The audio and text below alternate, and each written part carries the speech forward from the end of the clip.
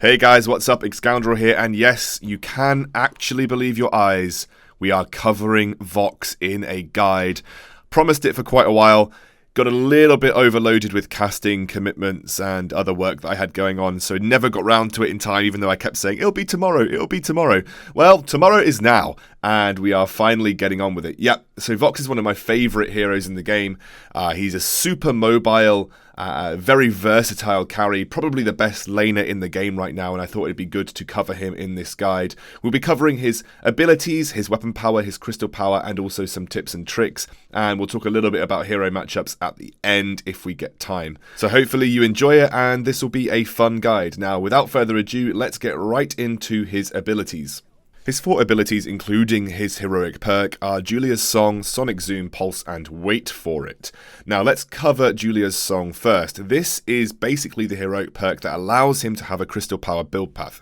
When you apply resonance with your abilities, and realistically it's mainly with Pulse, if you basic attack a target with resonance, 2 bolts will come from that target, striking nearby targets, dealing 20 plus 90% crystal ratio damage, and refreshing and spreading resonance. So resonance can essentially spread indefinitely from a singular target. It gives Vox incredible wave clear, and obviously is the main source of splash and area of effect damage that Vox can do when he has a crystal power build path, which we'll talk about a bit later. The interesting note here is that when combined with Pulse, it says in heroic perk that it deals 20 damage, but realistically at level 1 you can't actually apply resonance without taking Pulse, and at level 1 Pulse gives you 20 extra bonus damage to your resonance bounces, meaning the actual starting damage of resonance bounces should be 40, because the heroic perk is 20 and level 1 on Pulse gives you 20 bonus damage. So actually that 20 bonus damage, or the 20 damage listed in the heroic perk, is kind of useless because you can't actually apply resonance without taking Pulse at level 1, so it's just something that I found pretty funny when looking over the abilities.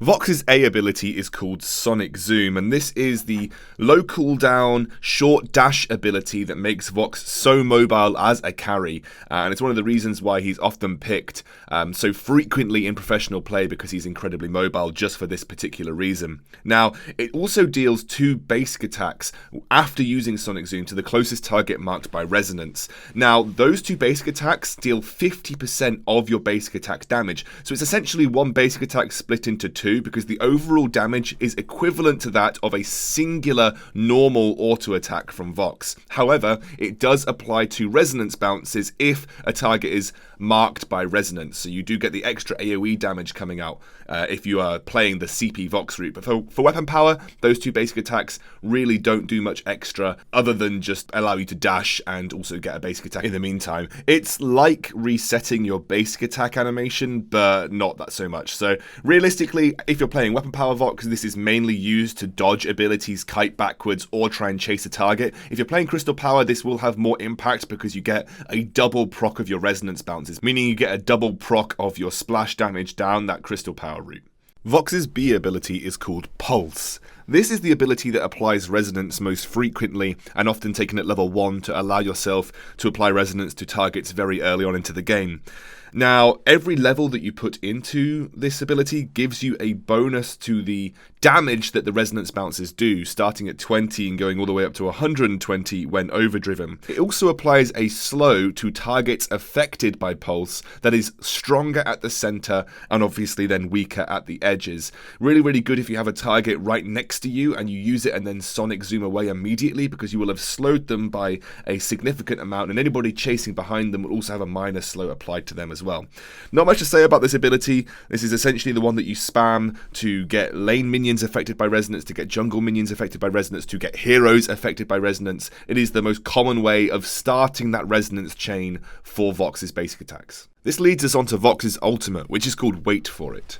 Now, as the name suggests, there are 2 parts to the ultimate. A first initial wave followed by a follow-up shock wave, both of which do different things.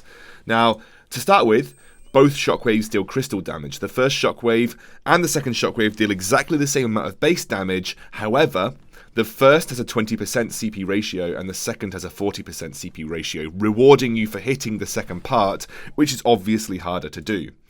Now, the second shockwave also silences the targets for 0.7 seconds, which gives Vox a little bit of utility into his kit.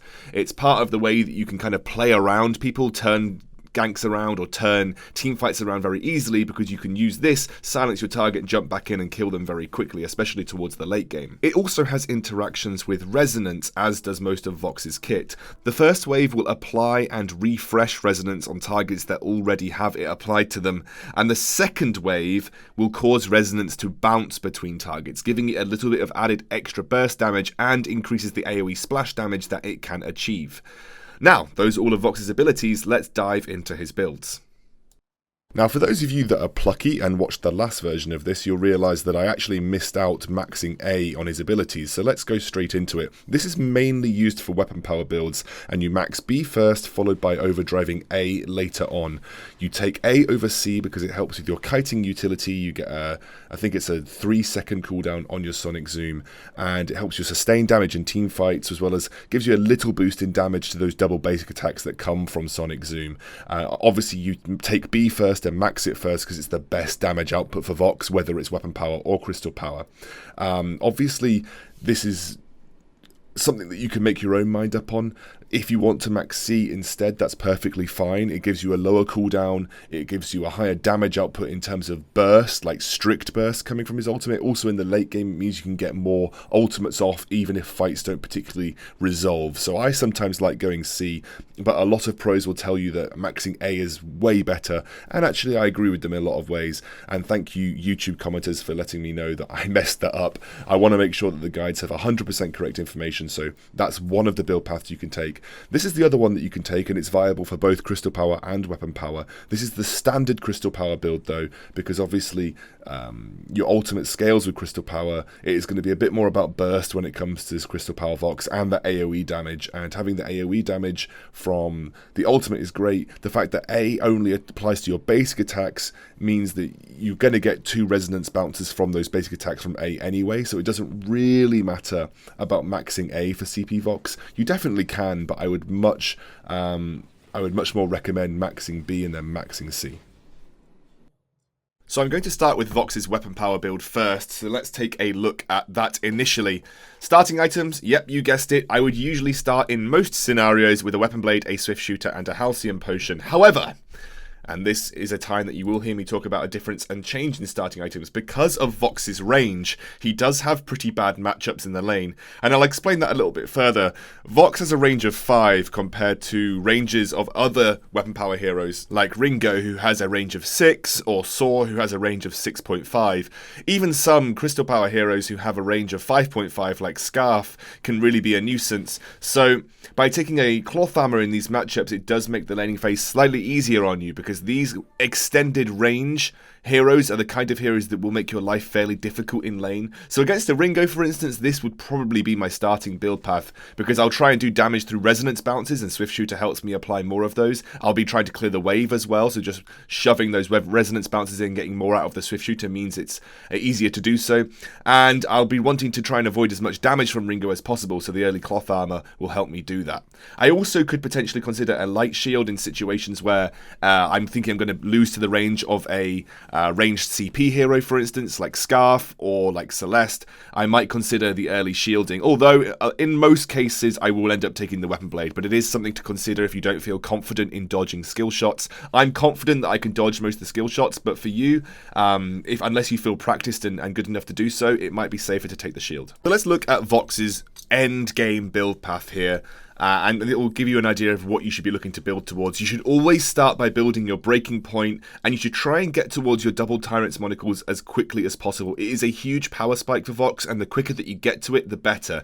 This is the definitive weapon power build path. This gives you the most damage output, and it synergizes so well with Vox's kit. Because of the way he can kite so easily with Sonic Zoom, and the fact that he's such a mobile weapon power carry, you can build breaking point stacks very, very quickly. Double Tyrant's Monocle gives you a total of 80% critical strike, meaning 4 out of 5 times your basic attacks are going to crit. And obviously that is huge. Also gives you 40% critical damage as well, so you get a total of 40% extra critical damage on the top of that.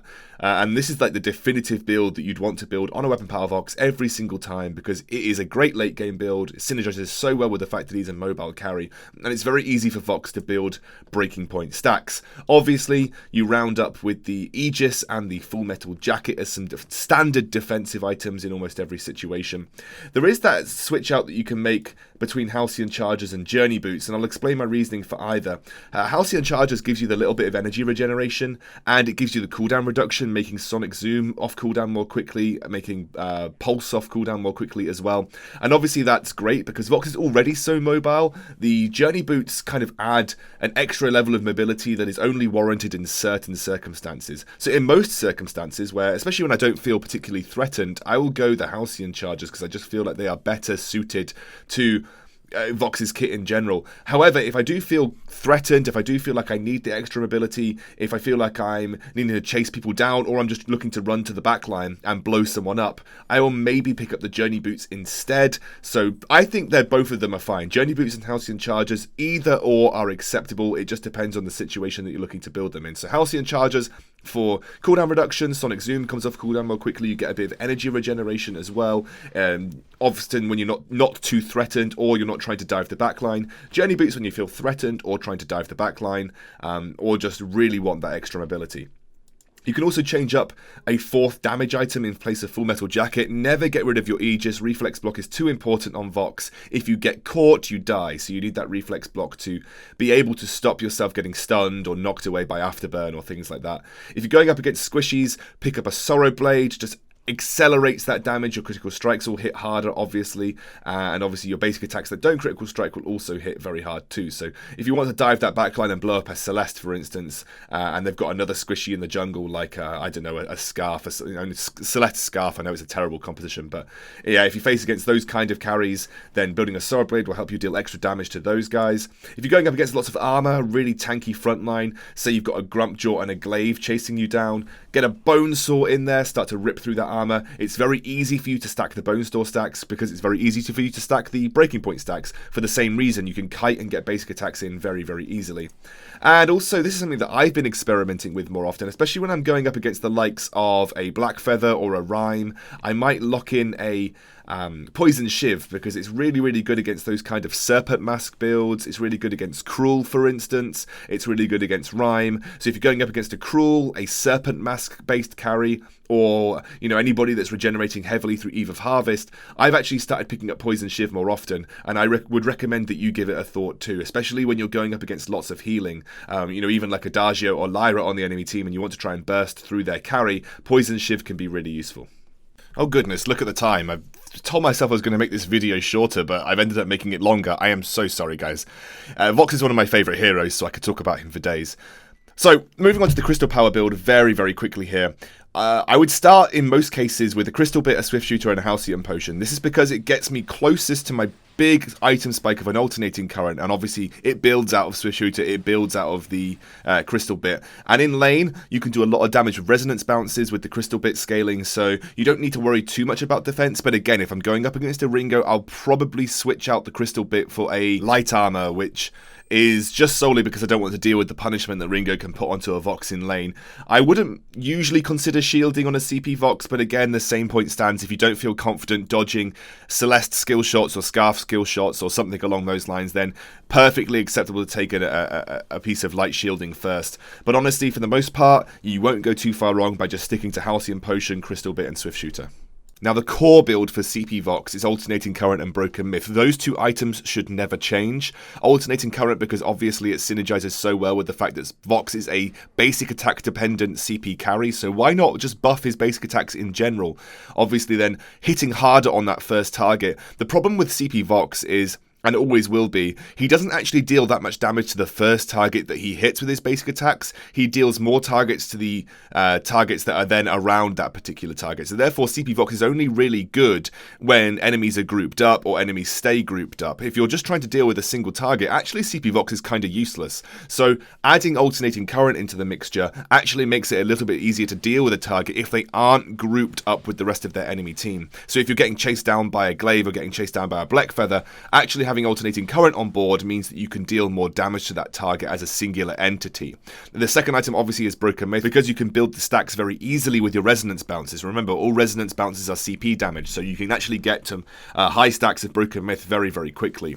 Now the third item is completely up to you. I prefer Frostburn because the resonance bounces applying Frostburn across the enemy team means you have complete control of team fights if people tend to group up. It also means that you've got great kite potential with the alternating current as well. So anybody chasing you down means you've got more time to just juke around them, slow them down as you're trying to pull them away and deal damage to them on a single target basis. I like it for that instance. It provides you with so much team fight control. It's really good to aid your kiting potential. Obviously, Halcyon Chargers synergize so well here because you don't naturally build that much cooldown reduction into your kits, so having the cooldown reduction from Halcyon Chargers and the energy regeneration is fantastic. And 2 defensive items are always good. You can sub out the Full Metal Jacket for another CP item like a Clockwork to boost your overall CP, or just interchange one of the third CPT items that I'm going to talk about now. Now I talked about Frostburn. Obviously you can then change that up to Eve of Harvest if you need the sustain. Adds a little bit more energy regeneration to your kit as well on top of the Halcyon Chargers. It does mean you could potentially sub out Halcyon Chargers and end up going for Journey Boots if you really want the movement speed. Makes up for not having a Frostburn. You're quicker instead of slowing the enemy down. It's also nice to have Eve of Harvest if you're getting killed pretty quickly in team fights. Obviously having defensive items is good, but if you have an Eve of Harvest, then you can actually sustain up through your resonance bounces, so it actually makes you slightly harder to kill. So if you're getting killed really, really easily and Frostburn won't make a difference because you're not able to kite them, having the Eve of Harvest might just actually save your life. And the final item obviously being Shatterglass, especially if you're against squishy targets in the backline. This will make your resonance bounces hit even harder, so something like a Celeste in the backline who wouldn't usually prioritize any shielding, if you can land resonance bounces onto her and you've got a Shatterglass, they'll be hitting even harder than before. So this is just for more AoE team damage against squishy targets that haven't built much shielding. So I guess the question on your minds will be, when do I go weapon power and when do I go crystal power? Well, 75% of the time I would say that weapon power is better in strictly all circumstances because the single target late game damage is insane, and obviously as a carry the best thing that you can do is deal with the target right in front of you. That's the point of kiting. You kite back to deal with the target that's immediately a threat to you. It's called hitting the first thing that you see, and that's what weapon power shines with. If the enemy team is likely to group or stay grouped or need to be grouped for their composition to work, CP is much better. CP does not deal a huge amount of damage to the first target that you're hitting with your basic attacks, but it does deal a huge amount of damage to targets that will be stacked around that first target. So if you're playing against the likes of Finn, where the enemy will want to stay close because he has got polite company, which obviously gives that extra fortified health, or they have things like a Fortress and Rona who are going to be grouped up trying to run at you, then CP can make a little bit of sense. I actually prefer, in all situations apart from when I see a Finn and they're going to group up in the back line like double ranged and a Finn, I prefer going weapon power 90% of the time. But CP is perfectly viable, especially in solo queue. People won't understand how to stay away from each other, so they'll group up as a team anyway, and you actually in solo queue, crystal power is a really good build buff to take because it can just wreck the enemy team, but it does take a while to come online. Whereas weapon power, once you hit the 3 point of breaking point and double turret's monocle, you're going to absolutely rip through people. So those are the 2 build paths and the theories behind them. Now let's talk about tips and tricks. The first of which is using your resonance in lane and using it effectively in multiple situations. It's a really useful skill to use, and I'll talk about how so. Now first of all, it's very good at pushing waves. Applying resonance with pulse to the entire minion wave means that by attacking one of the minions, you're able to push the entire minion wave in one go. That speaks for itself. Having good lane push is always effective. Just make sure you're really on point with hitting those last basic attacks, making sure that you're auto-attacking the minion that you want to kill, maybe not relying on the resonance bounces unless you're absolutely confident that it's going to get the last hit for you.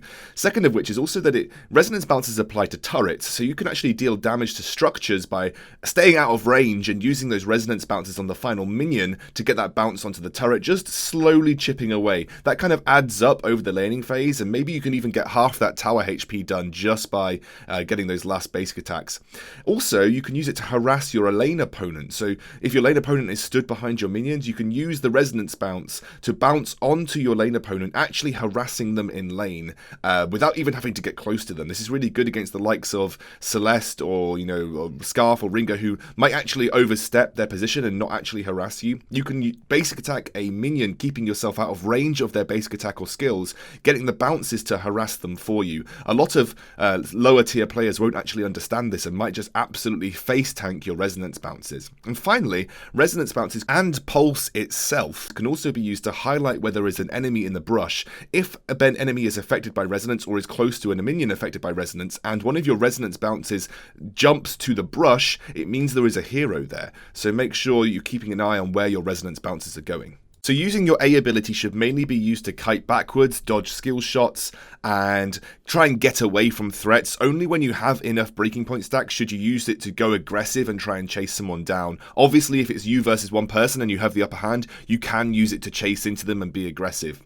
Using Vox's B should be mainly to basically slow an aggressor that is within very close range of you. You can use it to slow down a melee threat who is right next to you, and that will allow you then to sonic zoom, get a double basic attack in for free, and then also start that kiting process. And Vox's ultimate can be used to many ends, but a good way of using Vox's ultimate is either to find an engage or find a counter engage, and in this clip I found a counter engage by getting a 3-man ultimate, then following up with all the resonance bounces and essentially cleaning up the fight because there was nothing they could do. That is a really useful 0.7 seconds ultimate. So try and look for situations like this where you can turn the fight on its head, especially after you've already built up breaking point stacks. I often try to bait people in by building breaking point stacks, using my ultimate, and then they can't actually respond when I dive past their captain or their melee carry and get right into the backline and blow up their ranged carry. Next, I want to talk about Vox's playstyle when it comes to team fights. Now, with Vox, with this specific build that you have, you should be aiming to kite backwards and stack up your breaking point as much as possible on those frontline targets. The targets that run at you directly, you should be basic attacking them whenever you can, as long as it's safe to do so, to build up the breaking point stacks. When you've built up enough breaking point stacks, usually, post 10, but depending on where the enemy is, it could be lower than that as well, you should then use to look sonic zoom to just get past whoever's trying to kill you and try and take out the squishy that is attempting to blow you up as well. In this particular clip, I built up stacks of my breaking point, used the wait for it to silence, and then I just jump in and kill the Celeste, and that means I can clean up Catherine really easily. You also have to be very comfortable with stutter stepping as Vox. It is absolutely key to his kit. If you can't stutter step, it is very difficult to make this build work, and you're probably better off going down a normal Sorrowblade critical strike build path. With this particular build path, you have to be able to walk backwards and basic attack at the same time to build those stacks, so when you're ready to re-engage, you've got enough damage built up in the tank. This is just another example of me trying to dive into the backline and then kiting backwards, building breaking point stacks and using my ultimate to then re-engage once I found the correct position and have enough stacks on that breaking point to get the damage done to the Celeste. This is just me finding a flank. I probably could have got punished for it, but they decided to follow up on my team, and I exploited that by then kiting the Grumpjaw, who is very easy to kite by the way, and then once I felt like I'd built up enough stacks, going onto the Celeste and blowing both of them up.